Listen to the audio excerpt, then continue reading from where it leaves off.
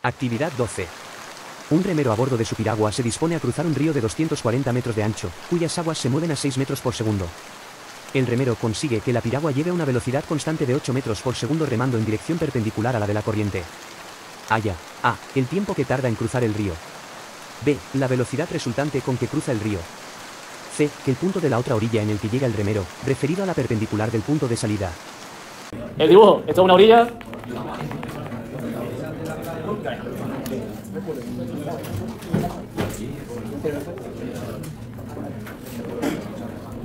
Aquí está la canoa.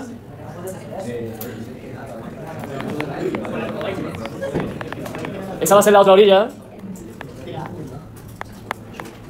que está a 240 metros, ¿vale? No hay mucho que... Bueno, sí le dibuja también. Hombre, lo mejor es que reme cruzando la orilla, porque si rema para atrás va a tener un problema serio, ¿eh? No sé si te has dado cuenta, vamos. Si intenta remar para acá, la verdad es que le va a costar un poco, ¿eh? Yo creo que mejor que reme hacia adelante. O sea, que no has visto que la canoa está perpendicular a la orilla, ¿o? Que creía, que la canoa estaba por fuera. Sí, es el remo, esto de aquí es el remo, ¿vale? La cabeza está aquí.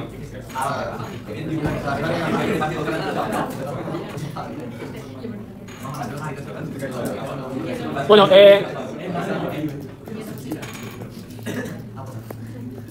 lo segundo que deberíamos elegir es un sistema de referencia para describir esto. No sé si quedó claro ayer lo del sistema de referencia, lo voy a volver a explicar, por si alguno todavía o alguna no lo ha captado. Origen del sistema de referencia. Lo voy a poner aquí, donde está el remero, en la orilla, ¿vale? Voy a elegir un eje X, que en este caso va a ser la orilla en la cual está el remero, ¿vale? Y voy a elegir un eje, en este caso no me queda otro remedio, un eje Y, que va a ser perpendicular justamente a esa orilla, ¿de acuerdo? Y perpendicular a la otra también, ¿vale? Y me falta decir que en este instante en el que está el remero en la orilla, empezamos a contar el tiempo. Así que T igual a 0, ¿vale? Eso es elegir un sistema de referencia. Y escribirlo para que todo el mundo se calle y lo conozca, ¿vale? Sí, lo que se calle porque hay por ahí que está hablando y no se calla, ¿vale? Tercero, ¿qué hay que hacer? Identificar los movimientos que se producen. Movimiento o movimientos. Aquí hay dos movimientos, porque vamos a separar esto en dos movimientos. Uno, el que lleva la canoa, y otro, el que lleva el río. El del río, según el dibujo yo aquí, va en el sentido del eje X, y es un movimiento rectilíneo y uniforme. Y en el eje Y es el movimiento que lleva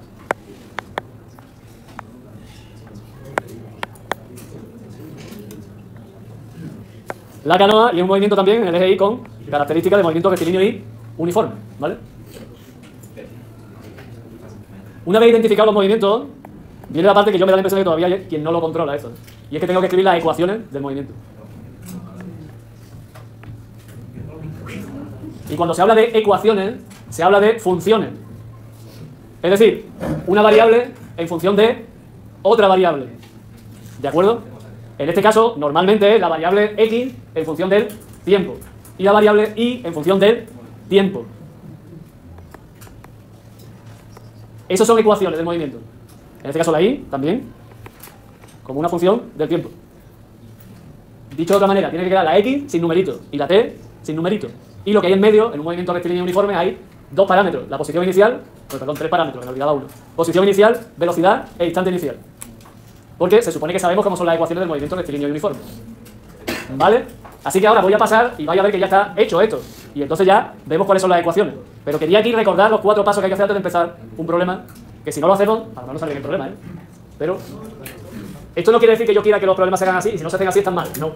Al contrario, quiero decir que os estoy explicando cómo creo que es mejor que lo hagáis para que os salgan bien, que es distinto, ¿eh? Y sobre todo, para que el que os corrija un problema sepa lo que estáis haciendo, que esto también es importante. Bueno, aquí he vuelto a decirlo y aquí ya están escritas las ecuaciones, ¿vale?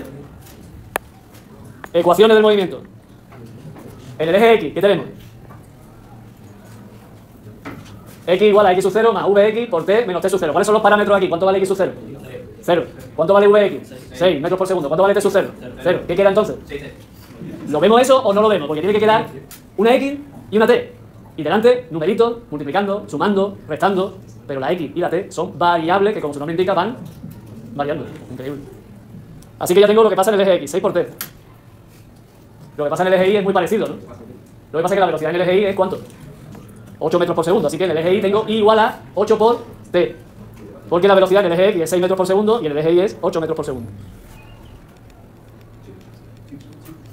¿Sí o no? Pues aquí, hasta aquí hay que hacer el problema y prepararlo, porque ahora hay que resolverlo. Ahora es cuando ya respondo a las preguntas que me hacen. ¿Tiempo que tarda en cruzar el río? ¿Eso qué significa? ¿Qué significa el tiempo que tarda en cruzar el río? O mejor dicho, ¿qué significa cruzar el río?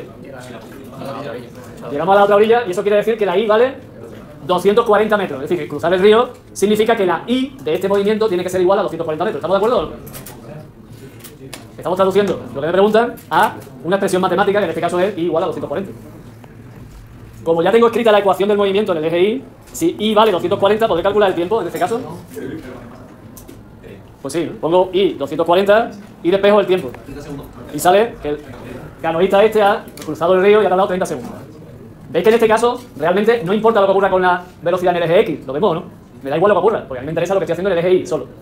Eso sí, a medida que voy para arriba, me voy yendo para la derecha, pero tengo que recorrer 240 metros sí o sí en el eje Y, eso está claro. ¿Vale? Esos 30 segundos evidentemente van a servir para lo siguiente. Lo siguiente no en el apartado B, porque en el apartado B si me piden la velocidad resultante y la velocidad es constante, así que ya la tengo, ¿no? ¿Cuál es la velocidad resultante? 6 en el eje X, ¿no? Más 8 en el eje Y, así que 6Y más 8J. Que lo queremos en módulos, para que nos sintamos mejor, porque hay veces que cuando ponemos 6Y más 8J nos queda ahí un resquemor de que no sabemos lo que estamos diciendo. No lo sé, no sé si nos queda o no. Lo cierto es que el módulo se está moviendo, la canoa se está moviendo a 10 metros por segundo, ¿vale? En módulo. Así que la velocidad es 10 metros por segundo, lo que pasa es que no hay ni en el eje X ni en el eje Y, sino en una dirección diagonal, en este caso, que forma un determinado ángulo que no vamos a calcular porque no me lo pide, pero lo podemos calcular, ¿eh? ¿O no? ¿Podemos calcular el ángulo que forma eso con la horizontal? Eso quiere decir la velocidad. ¿Sí? ¿No? Digo yo, vamos, bueno, no me lo piden, así que no lo calculamos.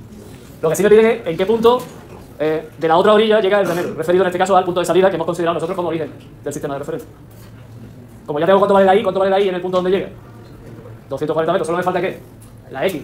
Pero como tengo el tiempo y escribí ya antes la ecuación del movimiento en el eje X, solo tengo que coger el tiempo y sustituirlo en la ecuación de la X. En este caso era 6 por T, 6 por 30, 180 metros, así que el remero se ha desplazado 180 metros hacia el sentido en el que lo arrastra directamente la corriente. Y el punto, que lo he señalado aquí en coordenadas, es 180 componente X, coordenada X, 240 coordenada Y respecto del origen, que era el que me estaban diciendo punto de salida del remero en metros.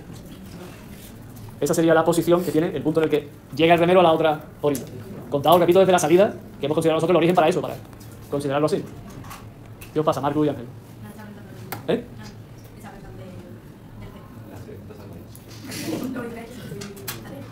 En el C ya tenemos la I calculada, bueno, no calculada, sino que la orilla tiene 240 metros y nos falta calcular la X. Y como hemos calculado el tiempo que tarda en llegar a esos 240 metros, pues calculamos la X correspondiente, ¿vale? Es decir, que el punto este de aquí arriba, este punto, es el punto 180-240 metros. Es decir, que está a 180 metros del punto de partida y a 240 metros en el eje Y. En el eje X, 180 metros, 240 metros respecto al eje Y. Es lo que estamos concluyendo. ¿Vale? Sí. ¿Sí? Dime. En el apartado A nos dice que el tiempo que tarda en llegar a la otra orilla, y en este caso lo que traducimos eso es que la I, al llegar a la otra orilla, tiene que ser 240 metros. Es la forma en la que transformamos llegar a la otra orilla en un resultado numérico, matemático o físico, ¿vale?